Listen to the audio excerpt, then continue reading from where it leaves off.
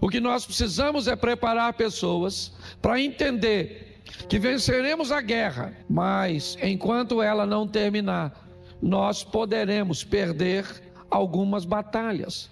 Batalhas essas que podem levar um ente querido à morte, ao emprego que tanto amávamos, que acabamos perdendo, um relacionamento que era tão agradável, mas acabou terminando, um casamento que parecia que seria o primeiro e o último de nossa vida, mas por algum motivo não foi.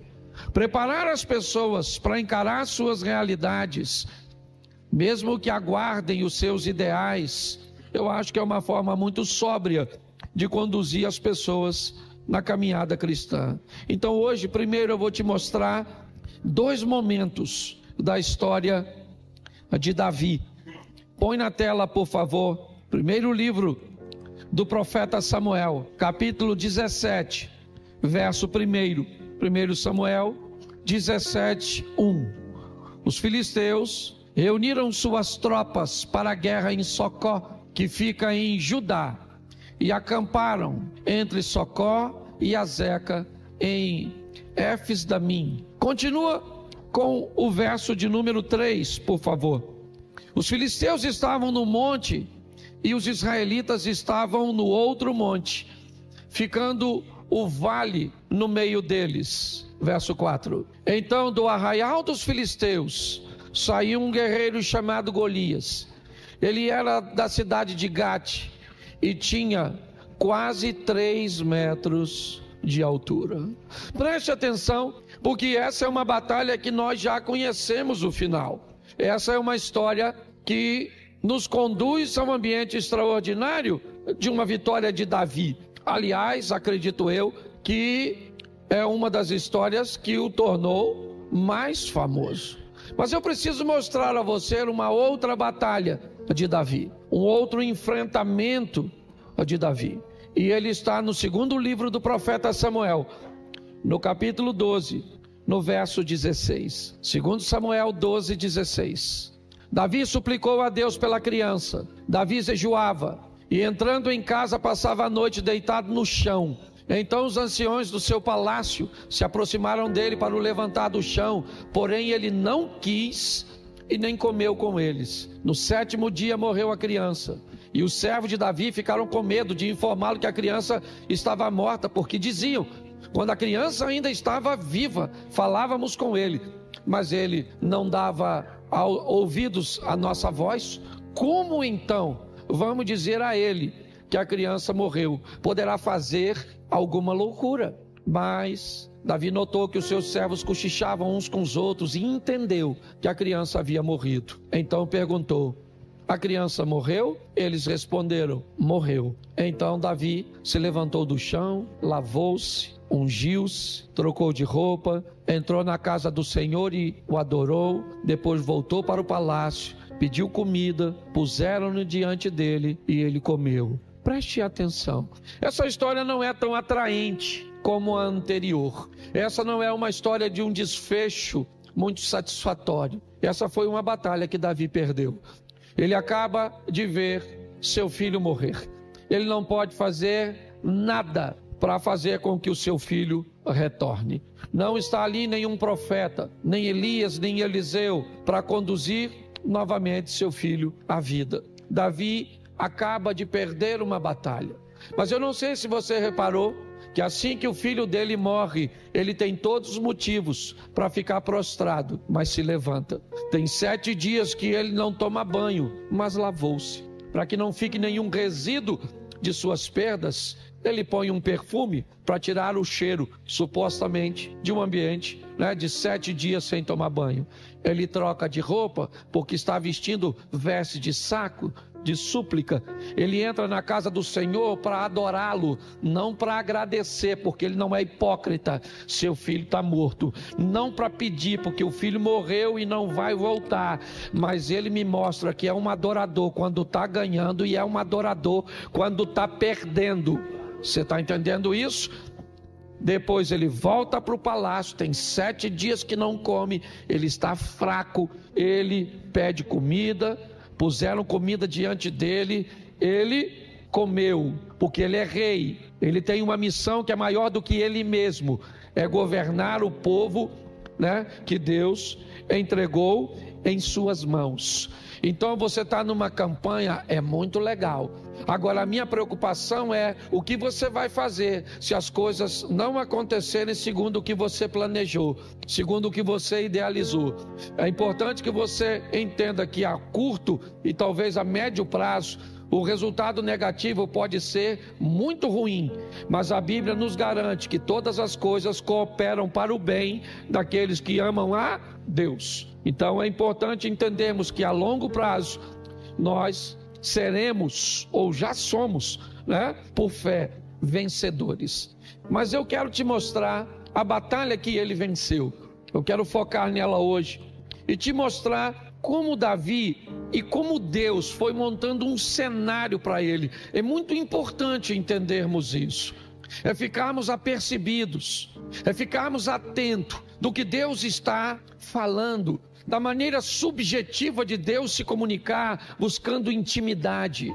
Deus poderia falar de forma mais clara, de fazer de forma mais objetiva, mas Ele opta por não fazer assim. Por que é que Deus usa tanta subjetividade, tantas coisas nas entrelinhas?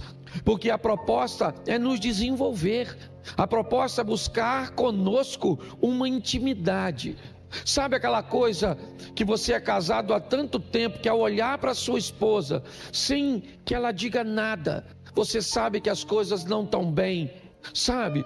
Aquela intimidade que não precisa de palavras, basta você olhar, você é capaz de identificar.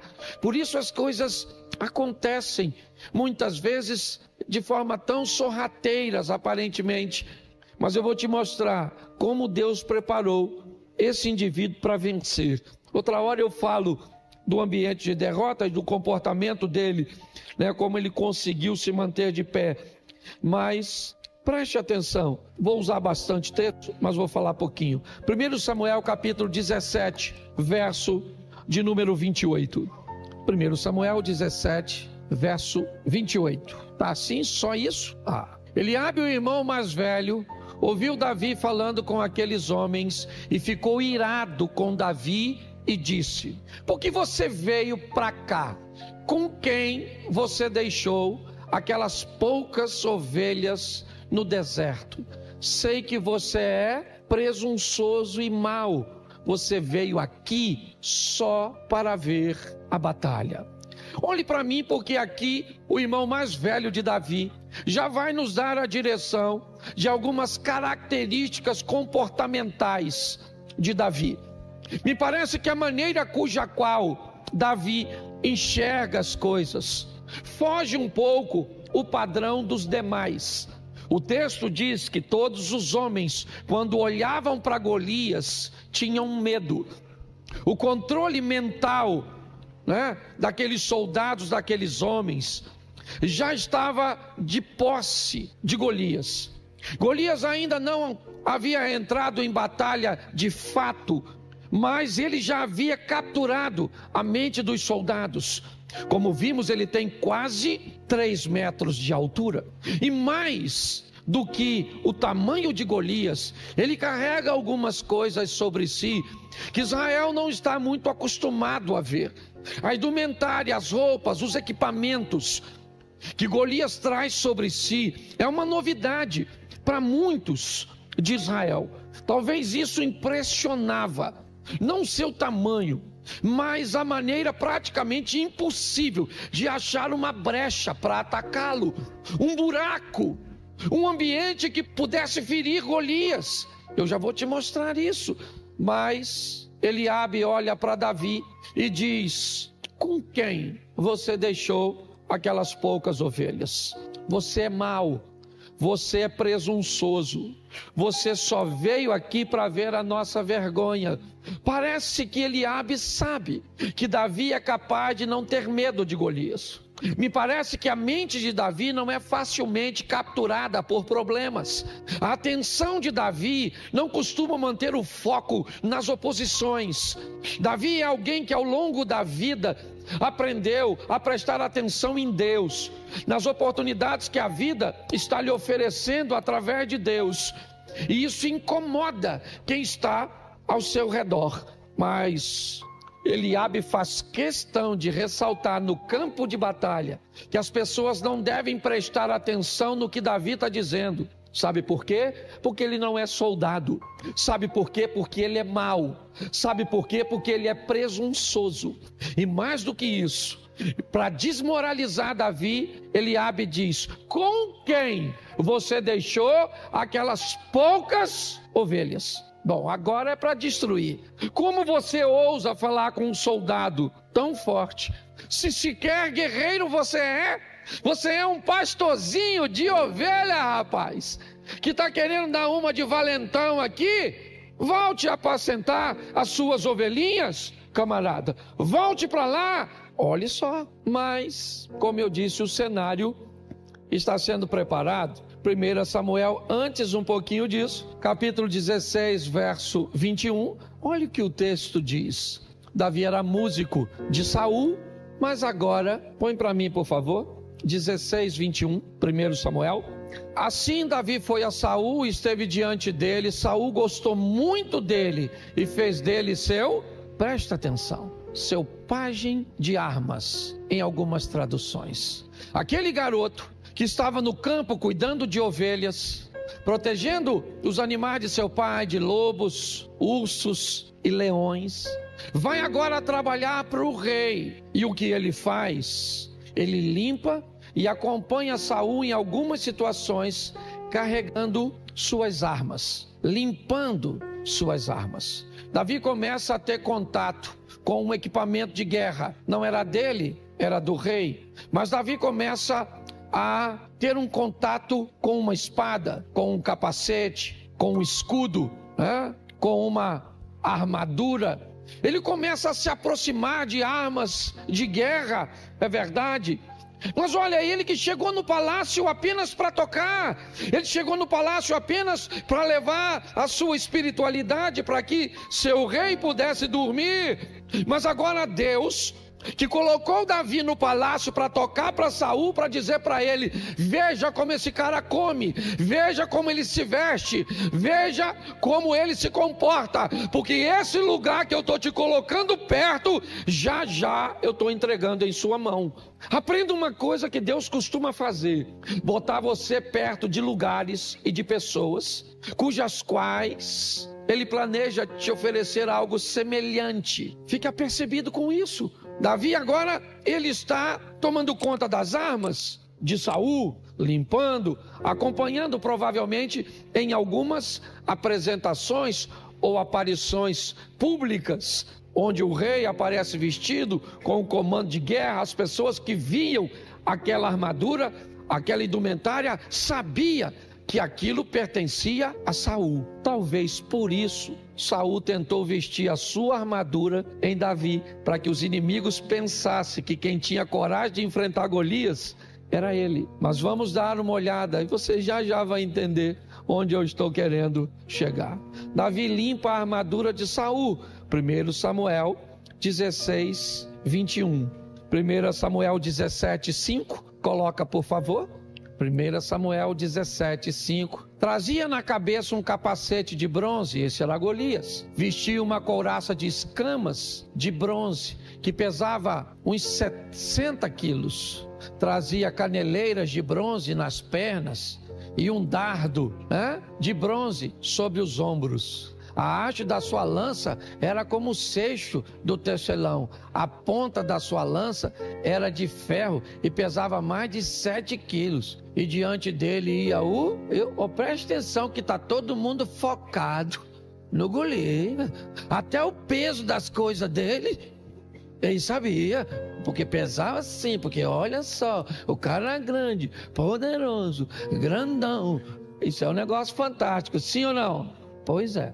Era intransponível, não ia dar para vencer não. Só que Davi falou que ia. Davi falou: não, eu vou matar esse cara. Alguém falou: não, rapaz, não rola. Ô cracudo, isso é droga, maluco. Tu tá drogado, não vai dar para ganhar. Deixa eu te explicar, cara. Esse cara Menino, não dá para mais. Tira isso da sua cabeça. Mas, como Davi não tirou da cabeça dele, tiveram que levar Davi para Saul, porque Davi falou publicamente que era um voluntário para entrar num duelo contra esse gigante que não dá para vencer, não tem brecha. Ele está, certo, todo cobertinho, e ele é grande, forte, poderoso, e pior, ele já venceu Israel. Numa batalha anterior a esses dias narrados, os filisteus já haviam feito, certo, uma incursão e tinha obtido sucesso. Mas agora, quando Davi chega, capítulo 17, verso 38, dá uma olhadinha, 17, 38, isso. Saul vestiu Davi com a sua própria, pôs um capacete de bronze na cabeça e vestiu com uma, vamos lá, continua aí por favor. Davi cingiu a espada sobre a armadura e tentou, pois jamais havia usado. Então Davi disse a Saul: eu não posso andar com isso, porque nunca usei. E Davi tirou aquilo de sobre si. Preste atenção, porque agora eu já vou para a fase final e eu quero apresentar a batalha. A armadura de Saul jamais serviria para Davi. Primeiro, porque ele era um presunçoso. Saul sim, um dissimulado. Saul era alguém que queria, apesar de não ter coragem de enfrentar o gigante, queria receber os louros, queria ser ovacionado. Ele não coloca a armadura em Davi para protegê-lo, não. Ele coloca a armadura em Davi para receber os créditos, mesmo com a morte.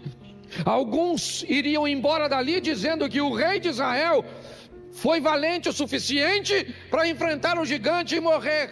E de alguma forma, o nome de Saul seria lembrado por alguns desinformados como alguém valente de sucesso.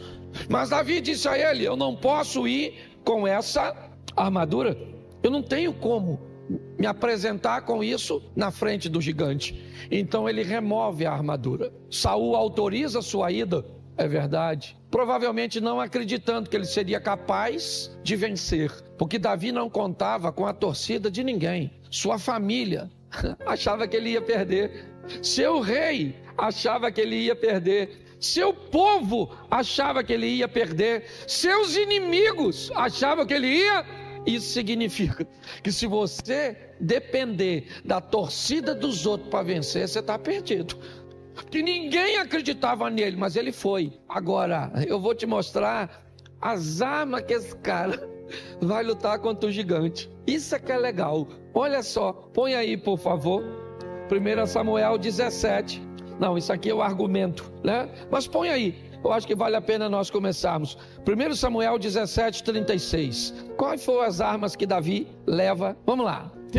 Este teu servo matou tanto como este filisteu incircunciso. Será como um deles, porque afrontou o exército de Deus. Preste atenção, a primeira arma que Davi leva consigo é a fé. O cara é maior que ele, sim ou não? O cara é mais forte que ele, sim ou não? É mais experiente do que ele, sim ou não? Mas ele acredita que Deus vai com ele na guerra. Você está entendendo? Quando você for enfrentar uma adversidade, convença você mesmo que Deus está indo contigo. Porque a gente fala isso muito bonitinho: se Deus é por, quem será contra? Até o nós ser nós. É só o nós ser nós mesmo, certo? Que aí o nós já não fica tão nós assim. Porque dizer para o outro ter calma é fácil, difícil é você ter calma. Davi está dizendo, Saul, falar uma coisa para tu, irmão. Toma uma água aqui. Saul falou, Davi falou, Saul, falar uma coisa para tu. Estava eu apacentando as ovelhas do papai, um dia lá assim, quando vi um leão e falou: vou pegar uma ovelha dessa. Eu falei: aí leão, aqui tem pastor. O leão não acreditou, tentou pegar a ovelha. Aí eu fui lá, tomei a ovelha da boca dele e matei o leão. Tem foto? Testemunha? Fake news. Certo? Davi falou: não, mas não ficou só nisso não. Outra ocasião, estava eu lá, apareceu um urso que não sabia do primeiro homicídio, certo? E ele falou: vou pegar uma ovelha. Eu falei: já matei um, difícil é matar o primeiro. Matei o urso. Então eu vou falar para você, eu matei leão e urso, mas esse gigante aí não é nada não. Vou matar ele igual eu matei os outros dois. Eu vou matar ele. Eu tenho certeza de que eu vou matar ele. Ó, gente, Um historiador, não gosta muito de citar isso não, tal do Flávio Josefo, ele escreveu, dando a conotação, que o Samuel, quando ungiu a Davi, ele disse no ouvido de Davi que ele estava sendo ungido para ser rei. Não há nenhum indício que Deus falou com Davi que era para matar gigante. O indício é que ele era para ser rei. Eu fico imaginando, aí sou eu, tradução, tá bom? Os teólogos de plantão morrem quando eu faço isso, mas aqui tem sepultura. Eu fico imaginando o mundo espiritual escutando Davi chegando lá e falando: eu vou encarar o gigante. Ele falou: mas não foi isso. Era só para ser rei, não era para matar gigante. Não é à toa que o irmão chamou de presunçoso. Deus vai ter que arrumar outro rei para Israel, porque pela ordem natural Golias mata ou não mata o Davi? Claro, mas presta atenção na frase do Davi: você vem a mim com espada, escudo, lança e outras indumentárias mais, porém eu vou contra você em nome do Senhor dos... E quando Davi fala isso, é que é o problema, porque quando ele diz eu vou contra você em nome do Senhor dos Exércitos, Deus deve ter falado: ele vai em nome de quem? No meu. Se ele vai no meu, aí o gigante morreu, certo? Porque a postura de Davi é essa. Ele leva consigo algumas coisas, e uma delas é o quê? Não sabe não? Eu vou botar, eu não lembro o texto não. Deixa eu caçar aqui. Tem tempo, eu sou o pastor. Ajuda aí, onde é que tá? Que ele pegou o cajado, pegou tudinho. Alguém acha aí? Aí a gente, vamos lá, gente. 17, aí tá vendo? Tem uma turma que lê a Bíblia.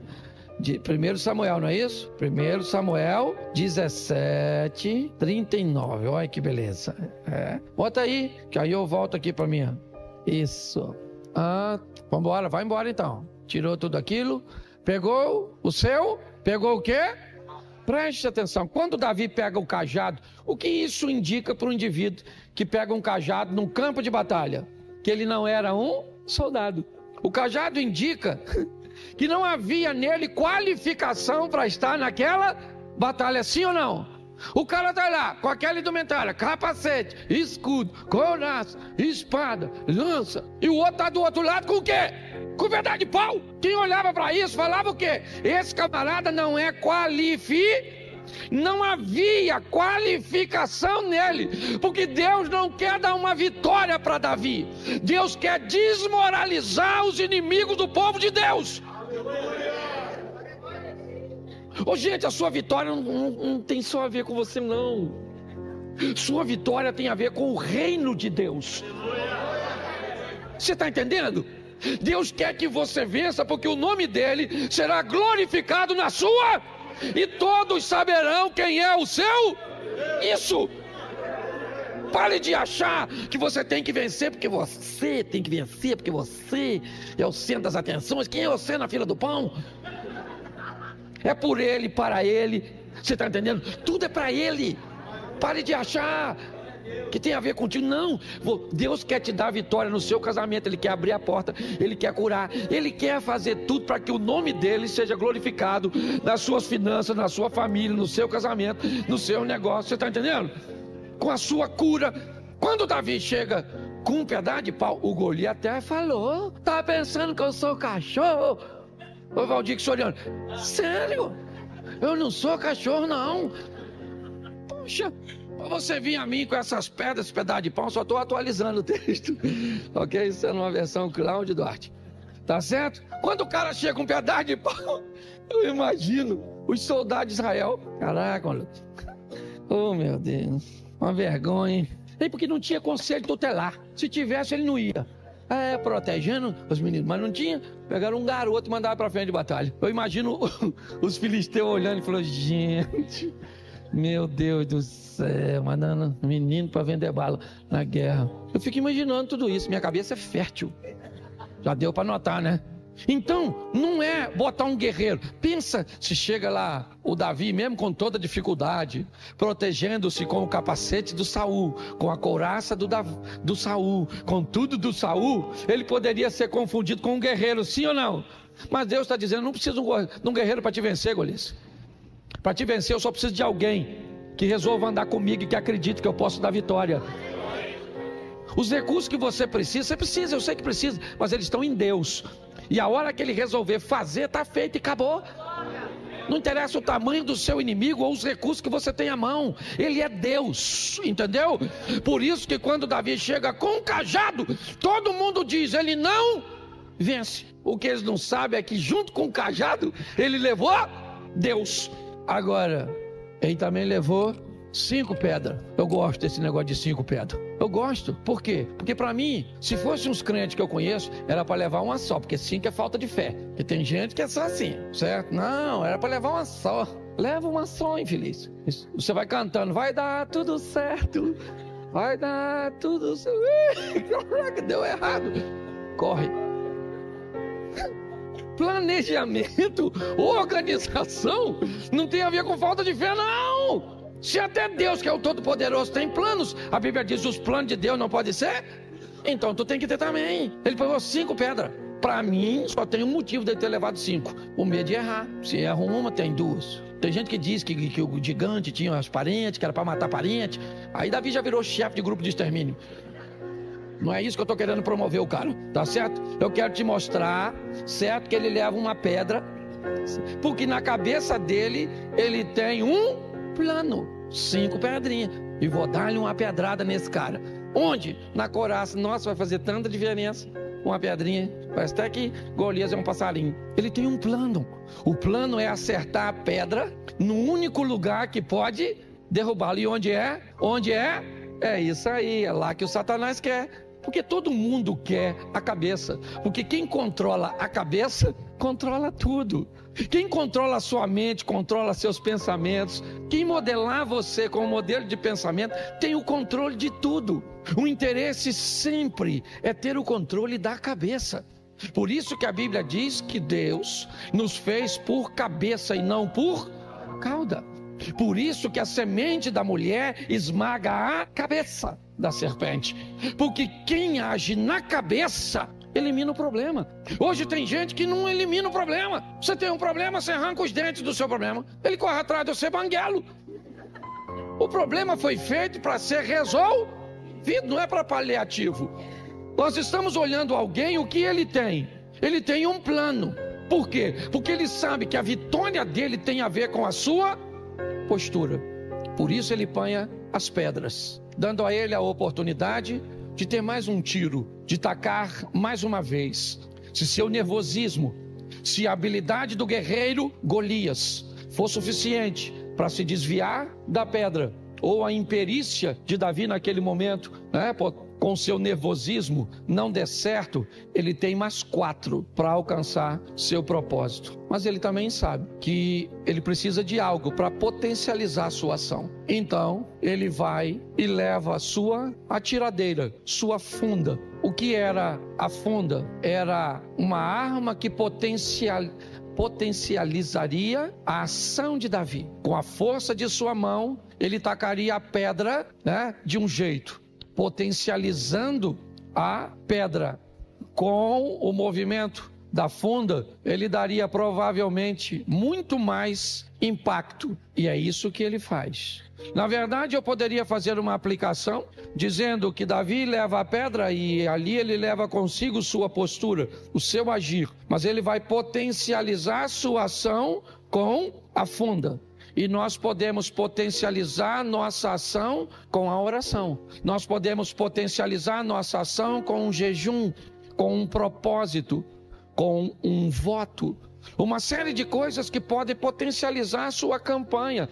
A campanha, a pedra é poderosa, é ela que você quer atirar no seu oponente, é verdade. Mas você pode potencializar essa força. E é isso que Davi faz. Ele quer atingir a cabeça do gigante. E ele sabe que não vai matar o gigante. Ele sabe que uma pedra na cabeça do gigante, atirada com a força de uma funda, é capaz de derrubá-lo. E é isso que Davi quer. Por quê? Porque ele já sabe manusear uma espada. Ao contrário do que seus irmãos pensam, talvez eles não tenham entendimento de que Davi era um escudeiro, era um pajem de armas. Era alguém que tinha contato com aquele equipamento de guerra, apesar de não ser um guerreiro. Quando Davi está no palácio, ele está atento as oportunidades que Deus está lhe oferecendo. Quando ele vai reinar no lugar de Saul, ele sabe como Saul comia, como ele bebia, como ele sentava, como ele recebia as autoridades. E também ele tem acesso às armas do rei. Com Saul, com Golias agora caído, não morto, caído pelo impacto da pedra, não há possibilidade de alguém socorrê-lo. Era um duelo.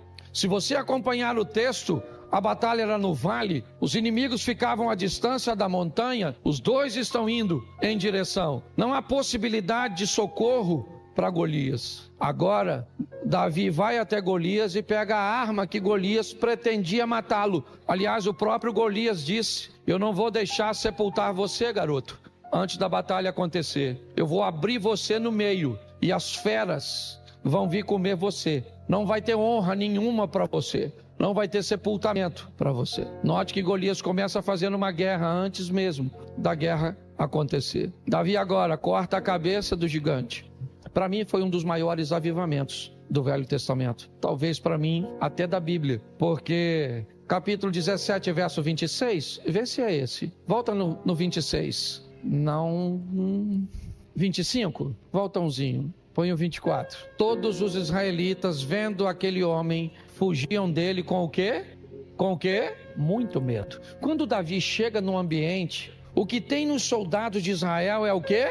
Muito medo. Quando Davi mata o gigante e corta a cabeça, o exército de Israel sai em perseguição ao exército dos filisteus. A vitória de Davi promoveu um grande avivamento, ofereceu àqueles homens que tinham medo a oportunidade de entenderem que um garoto chega no campo de batalha com um pedaço de pau na mão, com uma sacolinha, contendo algumas pedras e uma tiradeira, para atirar num inimigo aparentemente intransponível.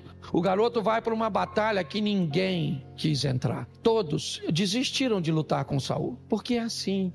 Às vezes o inimigo que vai se levantar com o seu casamento, contra o seu casamento, ele é grande, ele é poderoso, ele vem bem armado, ele já destruiu outros, e você fica com medo de confiar, com medo de resistir.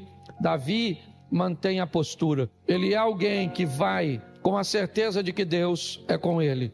Deus diz: leva a vara, leva o cajado, para que todos saibam que esse não é o seu lugar, que você não vai vencer por seus méritos. Todos precisam saber que você vai vencer porque eu sou com você.